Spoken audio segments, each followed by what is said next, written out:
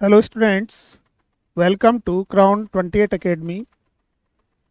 Dear student, जैसा कि आपको पता है, हर स्टूडेंट के सामने एक समस्या होती है कि इंग्लिश समझ में नहीं आती है। लेकिन इंग्लिश समझने के लिए हमें एक सही प्रोसेस को अपनाना होगा। सबसे पहले हमें ये सीखना है कि इंग्लिश बनती कैसे है। जैसे एक घर बनाने के लिए हमें सबसे पहले ईंटों की आवश्यकता होती है और ईंटों के माध्यम से हम घर बनाते हैं। वैसे ही इंग्लिश को सीखने के लिए हमें सबसे पहले लेटर से लेकर सेंटेंस तक आपको समझना होगा, तभी हम इंग्लिश को अच्छे समझ सकते हैं। और आपको पता है, अगर हमारा फाउंडेशन क्लियर है, समझ में आ जाता है, तो इंग्लिश खुद ब खुद समझ में आने लग जाएगी। आज इस लेक्चर में हम वो बेसिक कंसेप्ट समझेंगे जिनसे हमें इंग्लिश को समझने में काफ़ी आसानी होगी। और बेसिक क्लियर होने के बाद में आप खुद महसूस करेंगे कि इंग्लिश में कोई प्रॉब्लम नहीं आएगी समझने में। आपको रूल्स तो रटने ही नहीं है, आपको कंसेप्ट या पैटर्न समझना है। अगर पैटर्न समझ जाएंगे तो फिर दिक्कत नहीं होती है।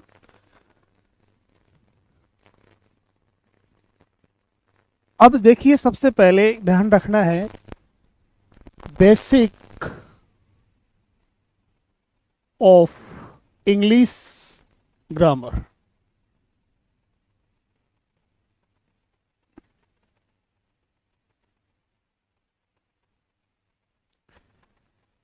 एक सिस्टम होता है, सबसे पहले हम इसमें सीखने वाले हैं लेटर। लेटर के बाद हम सीखेंगे इसमें अल्फ़ाबेट। और आपको बता दूं, अल्फ़ाबेट के बाद हम सीखेंगे वर्ड।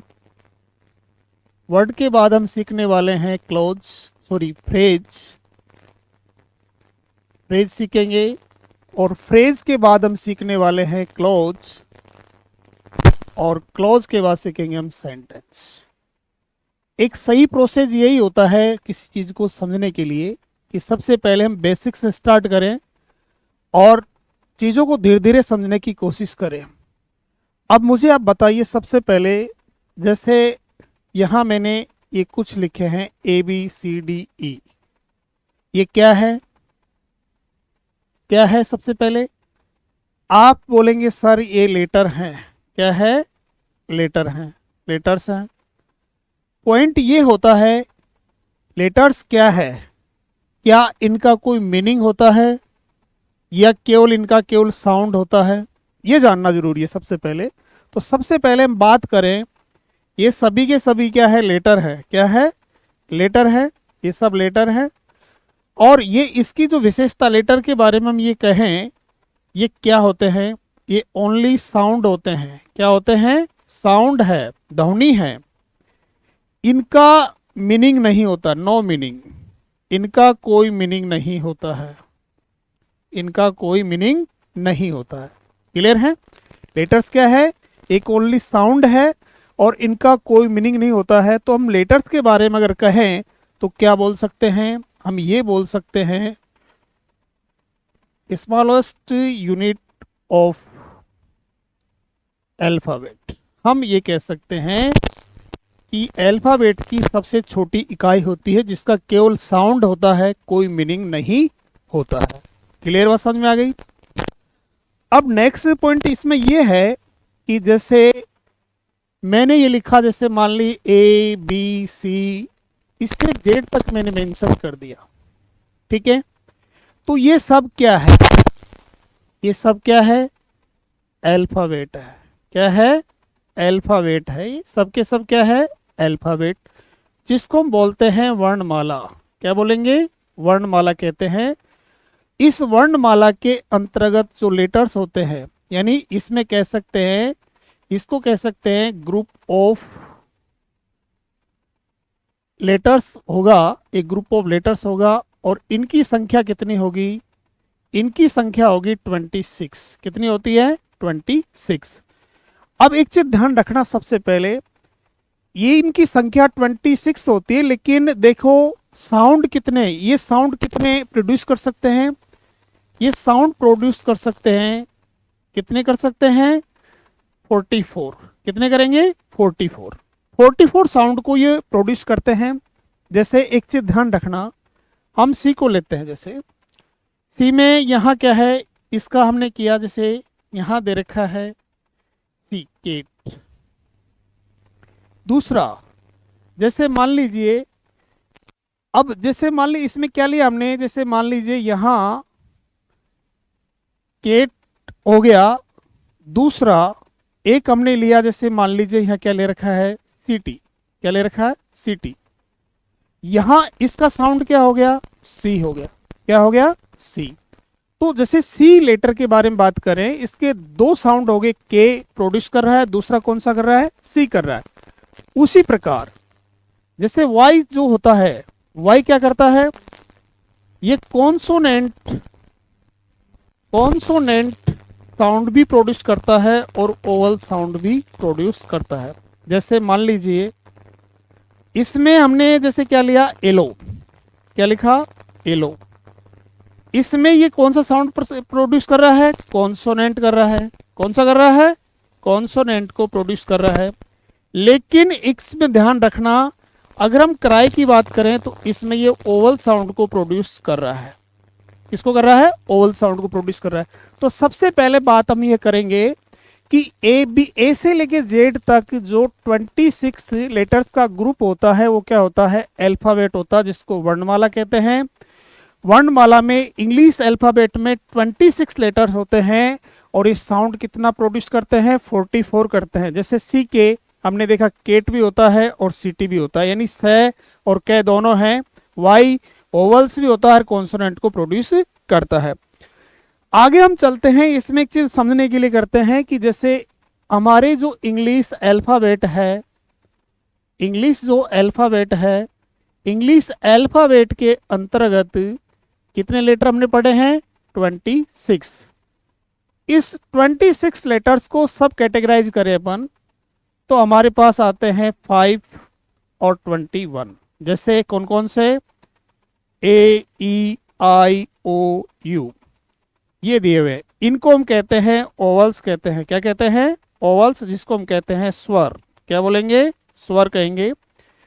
बाकी जैसे बी सी डी, इस प्रकार से ये दिए हुए हैं 21 होंगे, इनको कहते हैं कॉन्सोनेंट। क्या बोलेंगे, कॉन्सोनेंट्स कहते हैं, जिसको हिंदी में कहते हैं व्यंजन। क्या कहते हैं, व्यंजन। इस प्रकार से, ठीक है। अब आगे चले अपन, जैसे इसमें नेक्स्ट पॉइंट क्या है, जैसे मान लीजिए मैंने ये लिखा, कैट लिखा, मैंने बॉय लिखा, मैंने सीटी लिखा। आप ये क्या है, आप बोलेंगे सर ये ग्रुप ऑफ लेटर्स है। क्या है, ग्रुप ऑफ लेटर्स है, ग्रुप ऑफ लेटर्स है। ये बात तो मुझे भी लग रही है कि ग्रुप ऑफ लेटर्स है। कॉमन बात क्या है इनमें कि सर इनका मीनिंग भी है। इनका क्या है, मीनिंग भी है। तो हम ये कह सकते हैं, अगर हम बात करें तो ये क्या कहलाएंगे, वर्ड। वर्ड क्या होता है, meaningful combination, meaningful combination of letters. Word क्या है, मीनिंगफुल कॉम्बिनेशन ऑफ लेटर्स होता है। अक्षरों का अर्थपूर्ण समूह क्या कहलाता है, वर्ड कहलाता है। तो इसमें केट का भी मीनिंग है, ये भी एक वर्ड है, बॉय का भी मीनिंग है, सिटी का भी मीनिंग है। तो सबसे पहला पॉइंट वर्ड का क्या होगा कि ये ग्रुप ऑफ लेटर्स होता है। क्या होता है, ग्रुप ऑफ लेटर्स होता है और इसका मीनिंग भी होता है।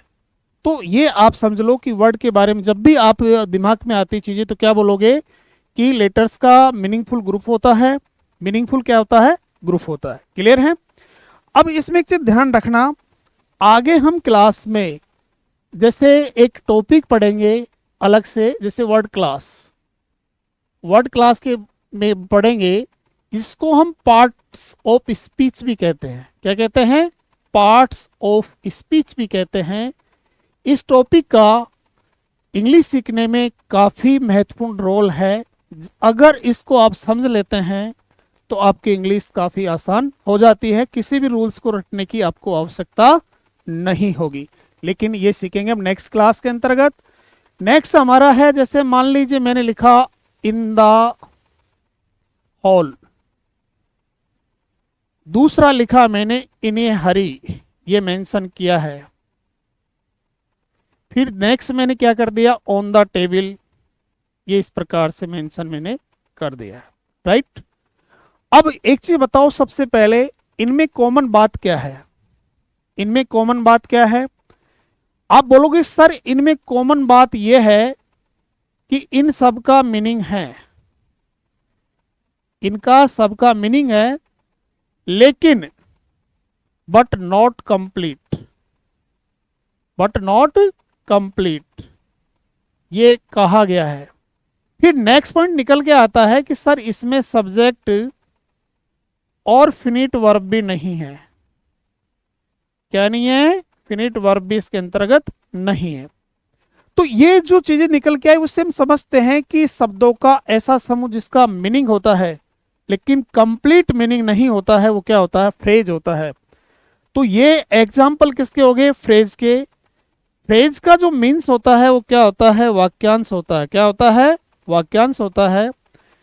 इसमें कह सकते हैं, हम ये कह सकते हैं एक ग्रुप ऑफ वर्ड्स, एक group of words which has meaning but not complete, but not complete।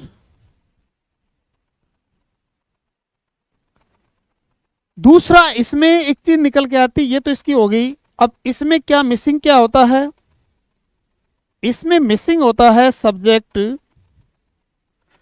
And finite verb. अगर किसी भी फ्रेज में हम सब्जेक्ट और फिनिट वर्ब यूज कर लेते हैं, क्या यूज कर लेते हैं, सब्जेक्ट और फिनिट वर्ब यूज कर लेते हैं, तो बन जाता है सेंटेंस। क्या बनता है, सेंटेंस। तो हम ये कह सकते हैं कि शब्दों का ऐसा समूह जिसका अर्थ होता है लेकिन पूर्ण अर्थ नहीं होता है, उसे कहते हैं फ्रेज। फ्रेज का पूर्ण अर्थ क्यों नहीं होता है, क्योंकि इसमें सब्जेक्ट और फाइनाइट वर्ब मिसिंग होती है। ठीक है, नेक्स्ट देखते हैं। जैसे यहां मैंने लिखा, एक एग्जाम्पल लिखा, जैसे दे रखा है he said that, और यहां लिखा जैसे honesty is the best policy, best policy. अब इसमें एक चीज समझ में आएगी सबसे पहले कि इसमें ये क्या है। तो देखो, सबसे पहले एक बात कर रहे हैं, इसमें ये जो पोर्शन दिया हुआ है, ये पोर्शन दे रखा क्या है, ये पोर्शन क्या है। तो बात निकल के सामने आती है क्लोज। क्या होता है, क्लोज। क्लोज को हिंदी में कहते हैं उपवाक्य। क्या बोलते हैं, उपवाक्य कहते हैं इसको। क्या कहते हैं, उपवाक्य। इसमें क्या होता है, इसमें एक चीज ध्यान रखना, एक group of words which forms a sentence या parts is part of a sentence।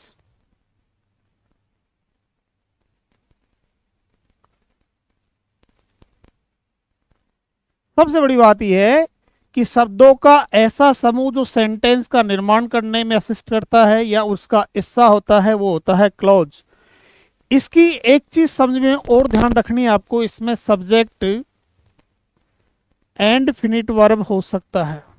क्या हो सकता है, सब्जेक्ट और फिनिट वर्ब भी इसमें हो सकता है, ये भी कंपलसरी बात कह सकते हैं अपन।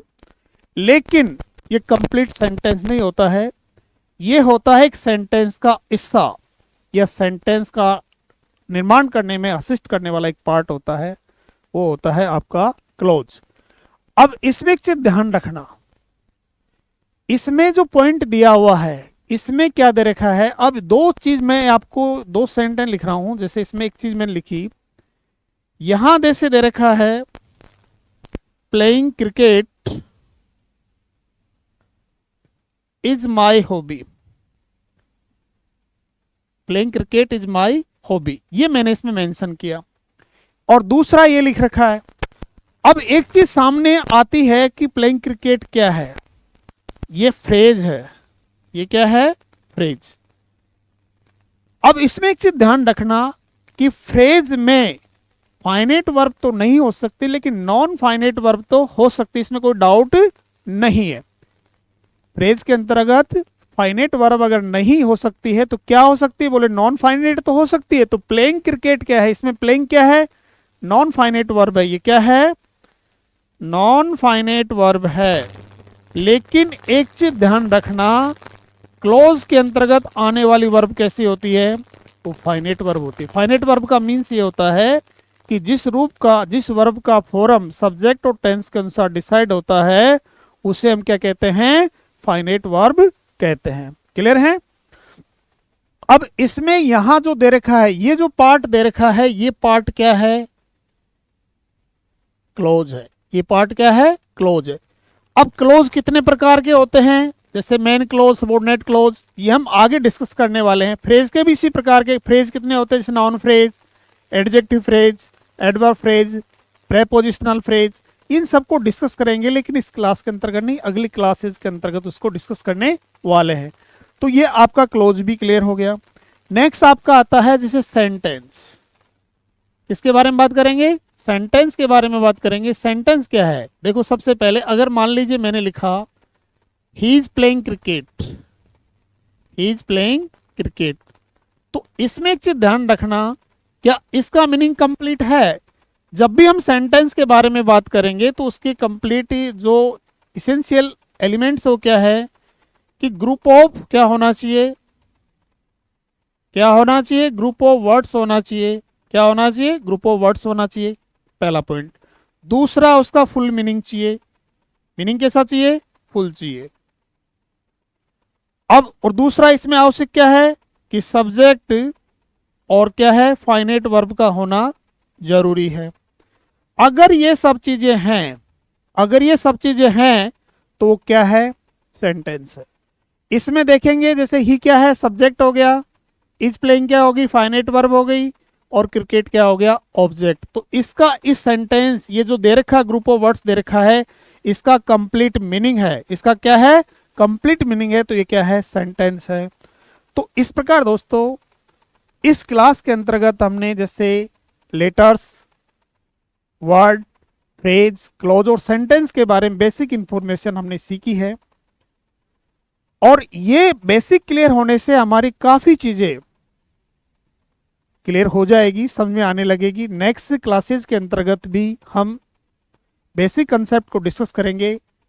नेक्स्ट क्लास के अंतर्गत हम डिस्कस करेंगे सेंटेंस के एलिमेंट्स के बारे में जानकारी लेंगे। सेंटेंस के एलिमेंट्स क्या है उनके बारे में पढ़ेंगे। ठीक है, तो आपको वीडियो अगर पसंद आता है तो लाइक और शेयर जरूर करना, चैनल को सब्सक्राइब जरूर करना, ताकि आपको नेक्स्ट वीडियो का नोटिफिकेशन मिल सके। ठीक है, धन्यवाद।